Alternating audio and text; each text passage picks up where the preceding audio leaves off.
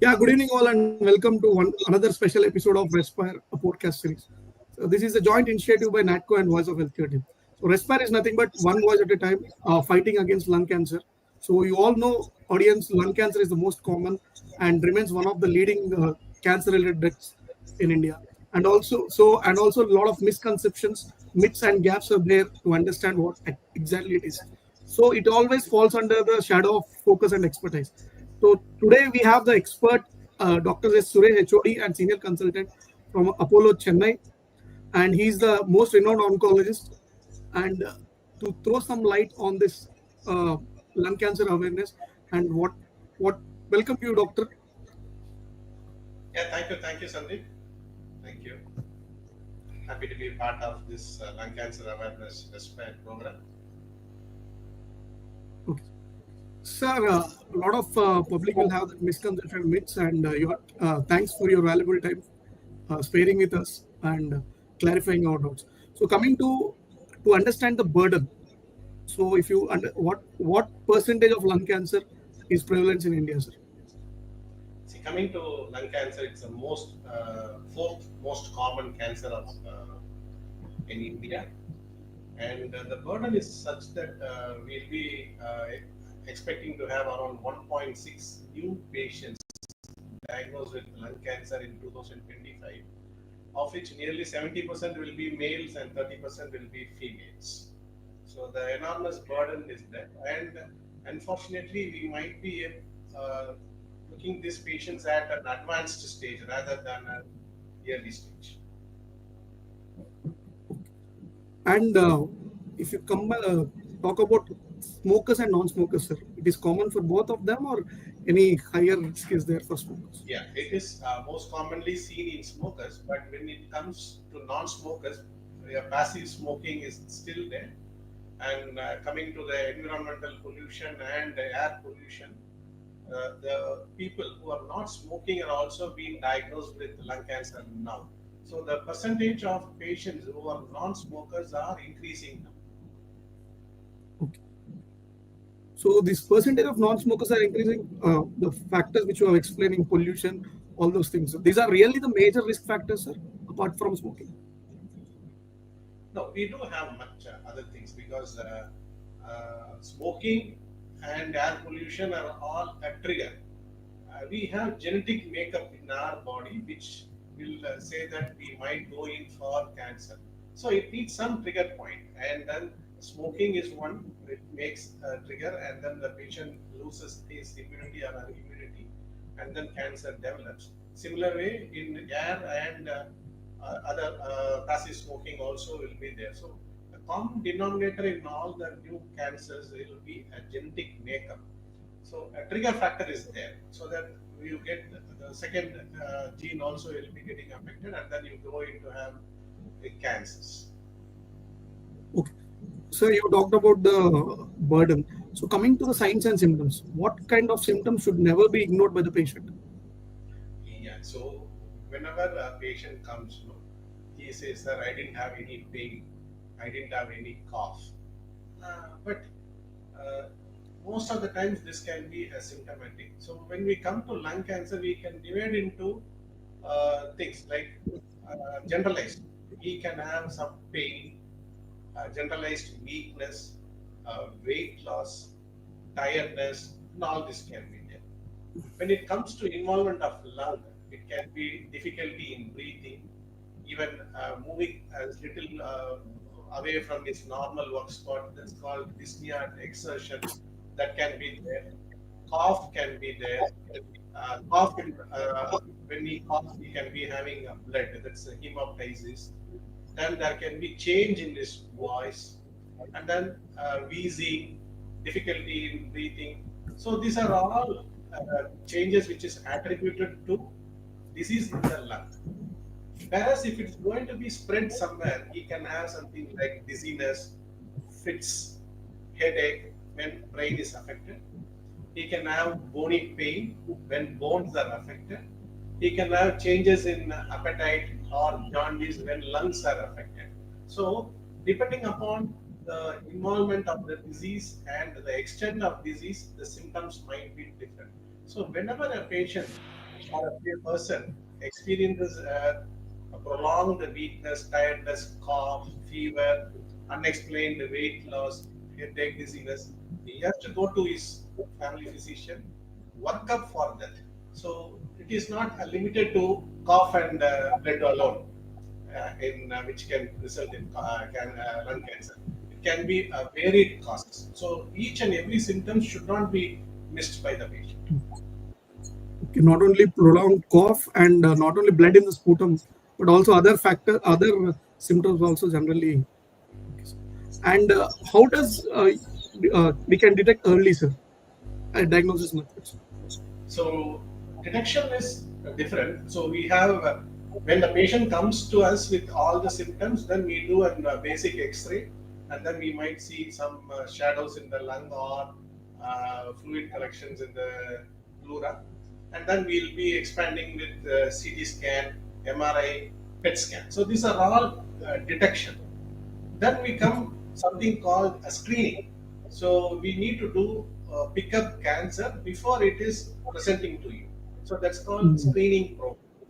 So the screening program is what we call as low dose CT, and we advise patients above 50 years or patients who has got more than 20 pack cigarettes per year.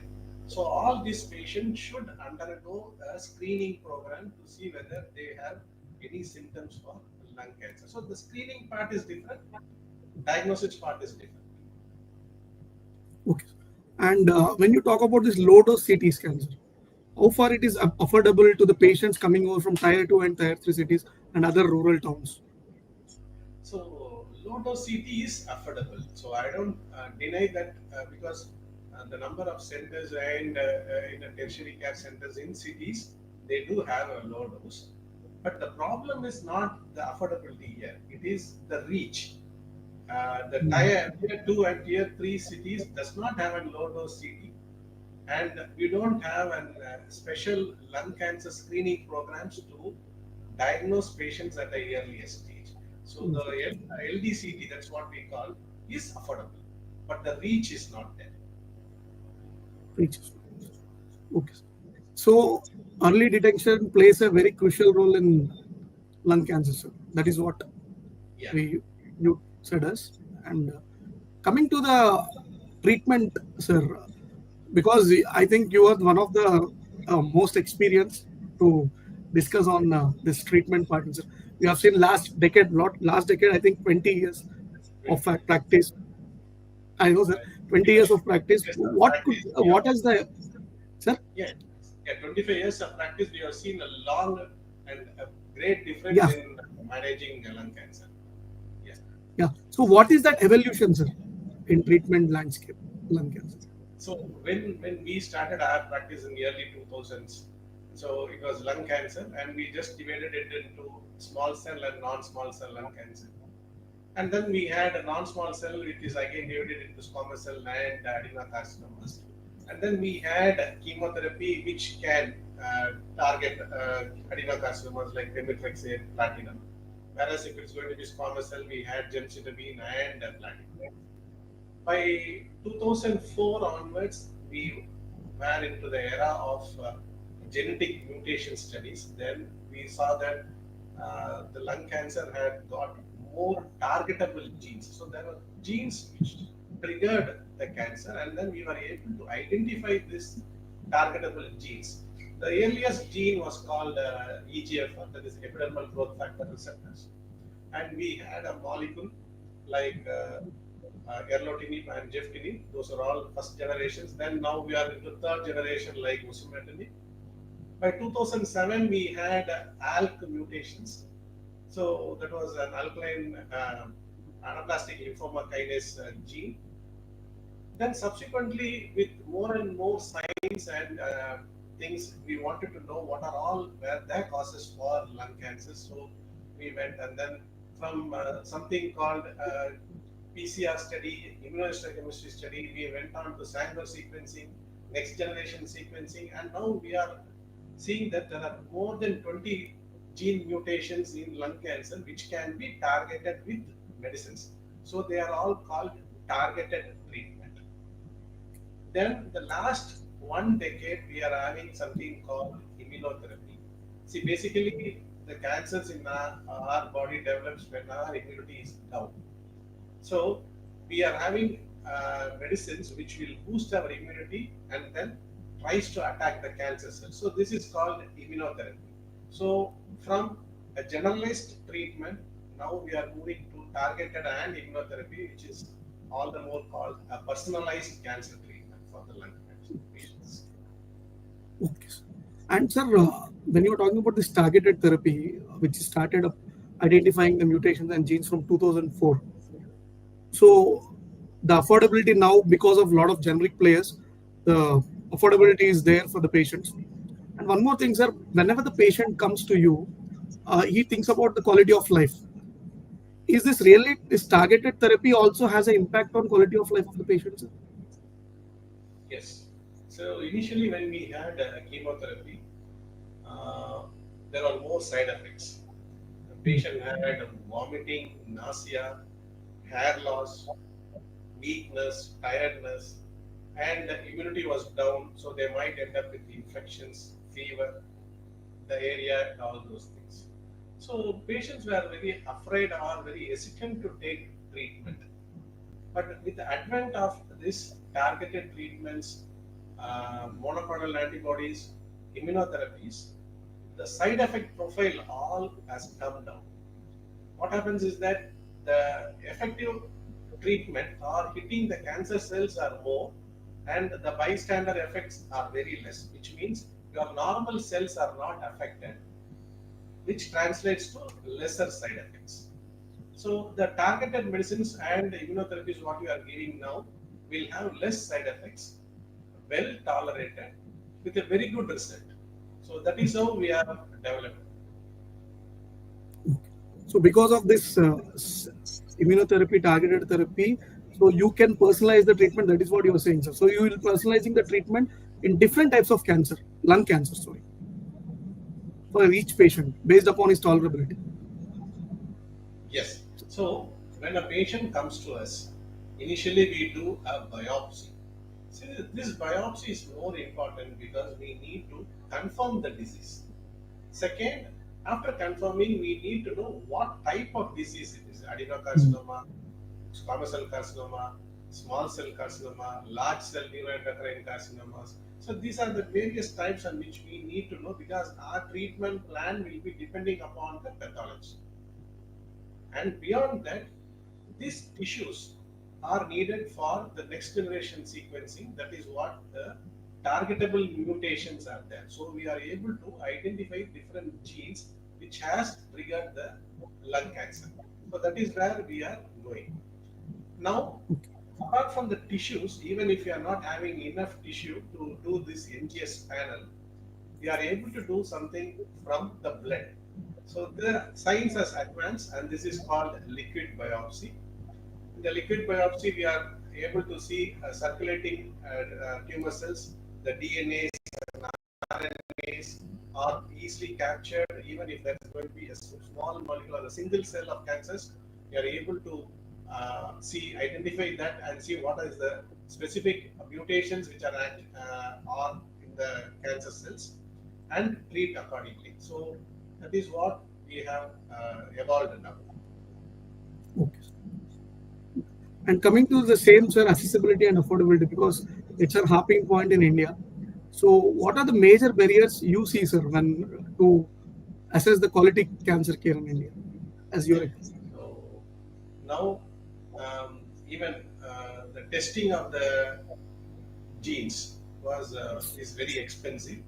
But now with many support programs from various companies and uh, some facilitators, we are able to do this NGS panel, some packed something especially for lung at a cheaper rate, less than around 7,000, or even sometimes we are able to do it at free of cost also. So this is for diagnosis. And coming to treatment, initially whenever the medicine comes, it might be very costly because of the R&D involved. But when the patency is expiring, Indian companies always jumps in, and we are able to provide quality medicines from Indian companies. So we have more and more generics and biosimilars. So that is what we are coming, and the molecules which were very very costly 20 years back has become very cheap, affordable now. Similarly, the immunotherapies and monoclonal antibodies, because they are still in their initial years of uh, identification, they have not come out of patency, so they are expensive. But still, companies are able to give at some patient support program that's called PAP, Patient Assistance Program, and then we are able to give. And even with the government schemes like Prime Minister Yojana or respective states, which they have CM health funds, we are able to treat at least to a bare minimum for all patients. So we have two or three different patients, like non-affordable patients who go to the government hospitals and they are taken well by the Prime Minister's and the Chief Minister's health schemes. Then comes the private players, either they pay out of pocket or through the insurance. So right now we are able to give a good quality treatment for most of our patients. Sir, still some patients have the doubt that so treatment is covered in the insurance, but even this genetic testing and all the mutation testing is also covered. This In the scheme, sir, insurance covers it, okay, provided that they have corporate. a good amount of insurance cover. But as I said earlier, we have some support programs from various companies, so we can be able to shell out Mm. those free coupons to the patients and needy patients. And definitely, we are seeing a big change.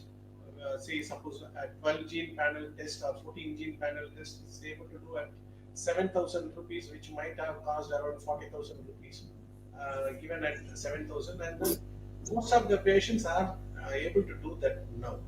So maybe this may not be possible in a government setup, but in a other tier two or tier three cities or in the private sector, 7,000 is reasonable, and patients are doing that. Okay. And anyway, sir, coming to that particular point when we are talking about screening and low dose CT, coming from tier 2 and tier 3 cities. So what kind of advice you give to those type of patients whose reach is very less and they are trying for navigating for treatment? Yes. So these patients should be aware that there is a screening program, and if they are smoking, and if they are friends and relatives who are also in a passive smoking area, so these are the patients, people who are at risk of developing lung cancer. So they should make an attempt to screen themselves, and then go and reach out to their family physician to know where this LDCT can be done. So the family physicians will be able to guide them, and some corporate hospitals are rolling out some lung cancer screening programs, and even we have some uh, AI-based algorithms which are now coming up to say whether these patients are at risk of developing lung cancer or not, depending upon their correct history. So the correct history they should be clean. So the only then the AI algorithm can work out correctly. So this is how. So if at all they have a doubt, approach the family physician and do the screening program accordingly. Okay, sir. Thank you, sir. And coming to this psychological impact, sir, and because cancer is a word which doesn't affect only the individual, it affects entire family. So how does this you will manage? Because you, by your experience, you can tell us, sir, you can came across many kind of different cases and you counsel many different type of patients. So what is that mental health support in for impacts this cancer patients? Sir? See, definitely. See, whenever the patients are diagnosed with cancer, the first question they have is, why should I be diagnosed? Yes. So the fear and anxiety, depression all sets in immediately. And then the caretakers or the near ones are one who will be again shattered with this diagnosis. And they also have to be uplifted because they are the one who is going to give some support to the patient. And we also should know that the social stigma which is attached to this cancer should be uh, dissolved, because patients are not able to tell them freely to their friends or neighbors, because they attach stigma and then they try to move away from it, thinking that cancer is contagious or because of some bad deeds. So that's not thing. So we need to tell the caretakers and the society that it is not a stigma, it is not contagious, it is not due to any bad deeds. So this has to be emphasized to all the uh, public. And then once the fear and depression is there, it might take a day or two to for them to realize that they have been diagnosed with cancer. Then comes the next step. This is not, cancer is not the end of life. It is going to be a chapter in your life. So what we should tell them is, don't equate diagnosis of cancer with death or not treatment. Good treatment is are available. If you treat it correctly, the chances of you getting cured or controlled and having a good quality of life is going to be a longer thing. So these are the things which we should inculcate into this patient and the caregivers. And then the whatever things which we are able to tell the patients either through ourselves or by our psychological counselors, and that should be spread across to the society, so that everyone should be aware that cancer, if diagnosed, is not the end of life. We can go ahead and live a good quality of life and cure. So it is a layer by layer structure which we should break, and then we should tell the patient that if treated appropriately, the treatment will be better and outcome will be better. Okay. So you have explained very clearly, sir, layer by layer and structure wise. So there is a important role for caregivers also to in overall treatment journey of the patient. Thank you, sir. And sir, you also came across many misconceptions. This is that if I doesn't go for biopsy, if I go for biopsy, what happens? And if I doesn't go for screening, what happens? What are the general misconceptions you heard from the patients, sir? First misconception is I can't get cancer because I'm a teetotaler. So this is the first thing. Second is I'm a woman. Why should I get? Only men are smoking and things. So why should women get cancer? So these are the basic two things. I will not get, or women will not get. So these are the things.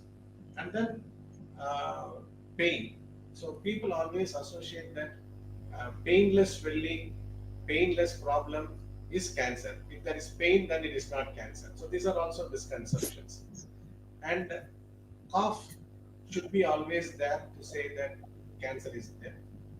And if it does blood in vomiting, it is always a blood cancer rather than other cancer. So these are all things which we need to break. So, and there are so many misconceptions, like again, as I said, like psychological factors. If you are diagnosed with cancer, that is the end. We don't have That is treatment, and there is no appropriate treatment in allopathy. It has more of side effects rather than benefits. And so we are having very tough time to tell them that these misconceptions are not there, and then we can treat accordingly. So these are basic misconceptions. So many myths are there which we need to break. okay, sir. And one more thing, sir. When a patient is at high risk, stage 4 or metastasis, so this patient may show reluctant to this diagnosis or screening. So, what kind of advice Yeah, you give to that those patients? yeah. So whenever a patient comes to me and then we diagnose and then tell them stage 4, they always equate stage 4. Then they ask me, what is, how many stages are there? I say stage, only 4 stages are there. And they say, I'm in the last stage, then my life is over. And then I tell them, see, staging is what we do so that I give you an appropriate treatment.